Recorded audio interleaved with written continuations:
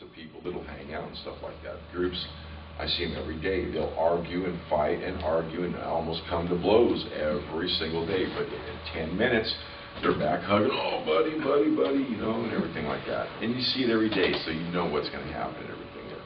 And the same thing with the police and everything like that. You know, it all deals back with stress again, okay? Stress from the police. Police get stressed out. They're human beings and everything else, too. You know, many years back when I first got back from college, I was a police officer and shoot listed for 3 years.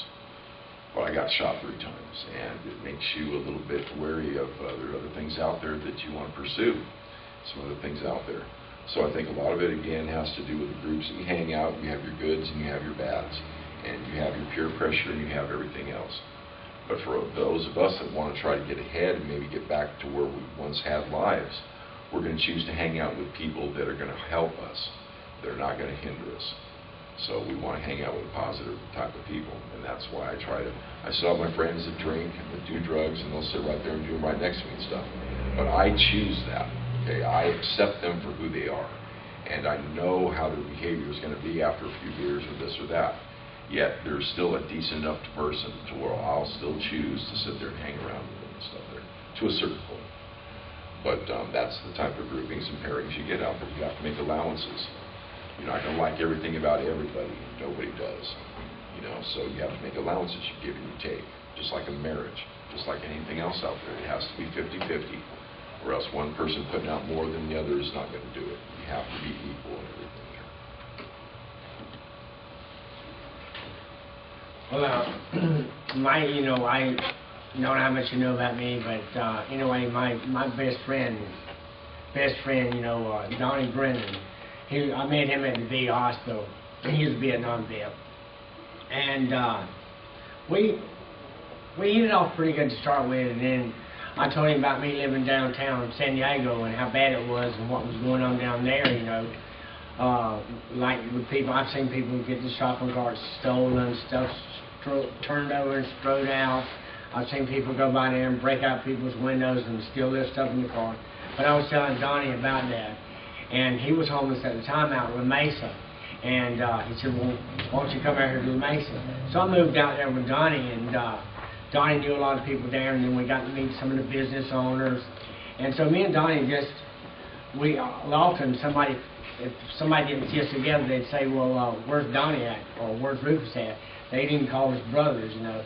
And Donnie he had his AA degree, and I'd always ask him questions, what's this mean, what's that mean, you know, how do I go about this, and who do I need to go see at the VA, and he'd always, you know, help me out, and we met each other's family. Well, I met his family, and we would go to his family and have barbecues and stuff like that. And we were together most of the time, and we trusted one another. As again, as you say, I could trust him on my stuff. If I asked him to do something for me, I could trust him that he was going to be done and get it done. So that helped me out a lot, knowing that somebody like Donnie was out there. I could have somebody like Donnie I could trust in and believe in. Where's Donnie now? Donnie's living up in Flint Springs. He and his girlfriend, they have like a fifth wheel camper. They're staying in a mobile home park there. He's still dying, but you know, he's doing okay. But last year, I remember about Donnie, and he was not having a place, right? Last year? No, he was in and out of trying to get a place. Yeah, but they're staying in a mobile home park now. He's doing all right. He's still Donnie. But he's always told me, he said, you know, Donnie does what Donnie does.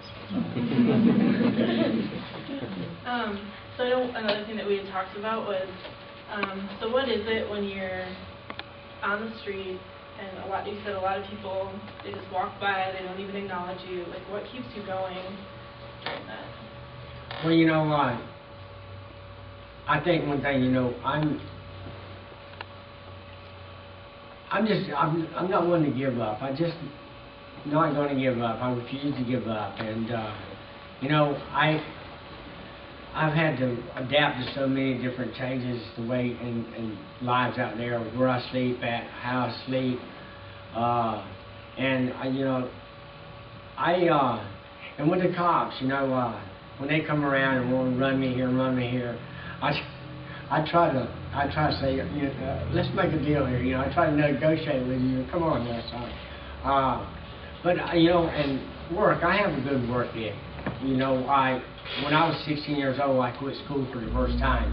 And I remember going home and telling my dad, you know, hey, I quit school. He said, well, find yourself a job, you know. And I got a job at the same place he worked at.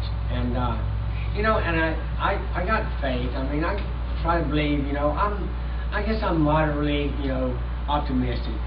I try to believe there's something's going to get better. It's going to get a little better. I believe on this strong will. I just refuse to give up. Yeah. You know, I see it every day too and stuff there. You know, most of the time we're taught to walk with our heads held high, chest out there, you know, and walk down the street, you know, like normal and everything. But a majority of the time we see, unfortunately, the homeless people walking with their heads looking down on the ground. And granted, now, a lot of times they are looking for change. They are looking for the cigarette butts, you know, they are doing that stuff too. But a majority of the time, honestly and seriously, they just don't feel like they're wanted and stuff there. Just like in any abusive relationship, if you're told you're nothing constantly, over enough time, you're going to start believing that. Whether you know it's true or not, you're going to start believing it. And unfortunately, the homeless people were told that numerous times, and we don't want to make eye contact with anybody, because that means acknowledgement, and acknowledgement means you've already committed yourself.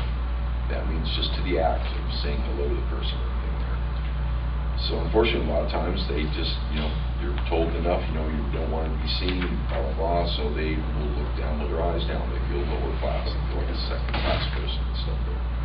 And I think a lot of it honestly has to do with all of us and everything there. We all need something to look forward to wake up in the morning.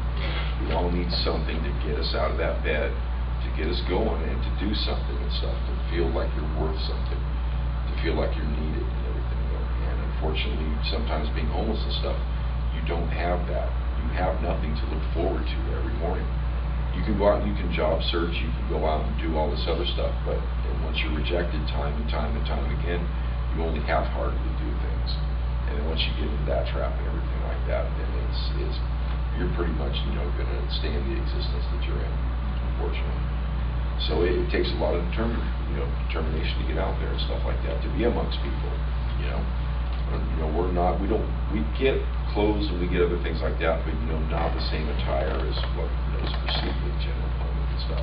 So that right there is an embarrassment. Nobody wants to be caught out in public, you know, looking all ratty and everything else.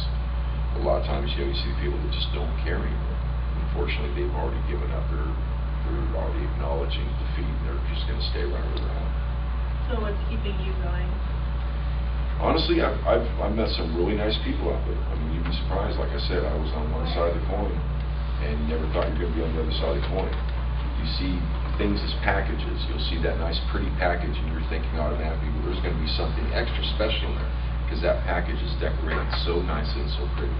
But sometimes when you open that package up, it's not exactly what you always thought it was. Sometimes you can open up that cheaper package and find something in there that's a lot more worthwhile, a lot more meaningful.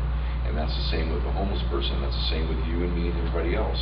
Instead of judging by what's on the outside and see what you see, maybe ratty hair or beard, a little bit unkempt and everything like that, talk with the person. Just ask them a few questions, because honestly, there are a lot of people out there that would just give the opportunity to have somebody try to talk with them and stuff, but they're too shy or they're too embarrassed to make the first move. And that's what a lot of the groups bring out to us and stuff. They give you a handshake, they give you a hug. They let you know that, you know, they do care and stuff about you, and they put you back into this mindset of being in society again. And that's one of the steps, I think. You know, you have to want to belong, and you have to feel that you belong to make any type of step forward. Instead of taking 4 or 5 or 6 steps backwards, you know, you need something that gives you that step to take forward and there to keep making those steps. And that's just one of the ways, is you need to feel good about yourself before you can feel good about other people and everything. So that's what I try to do. You know, I feel that, you know, by talking with my friends, you know, like everybody needs somebody to vent to. Everybody. And a lot of people come up to you and ask for, you know, hey, you know, I'm sorry, but, you know, blah, blah, blah, blah, blah, blah. It's not necessarily that they want an answer to their problems.